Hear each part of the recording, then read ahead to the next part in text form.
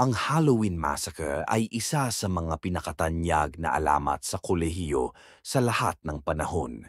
Hindi tiyak kung paano at kailan ito aktwal na nagsimula, ngunit nakarating na ito sa karamihan ng mga unibersidad sa Amerika.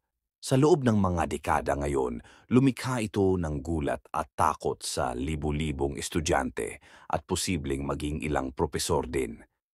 Ayon sa alamat, ang isang sikat na psychico ay gumawa ng isang hula na sa isang gabi ng Halloween, isang lalaking nakamaskara sa ilang mga pagkakaiba-iba, siya ay nakadamit bilang Little Bo Peep, ay papasok sa campus ng isang universidad na nagsisimula sa titik na M o W at matatagpuan malapit sa isang lawa-lawa ilog, riles ng tren o sementeryo.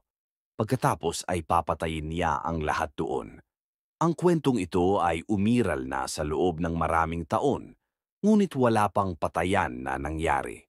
Gayunpaman, natatakot pa rin ang mga mag-aaral mula sa buong bansa, lalo na sa mga kolehiyo tulad ng University of Michigan, Michigan State University, University of Minnesota at University of Wisconsin.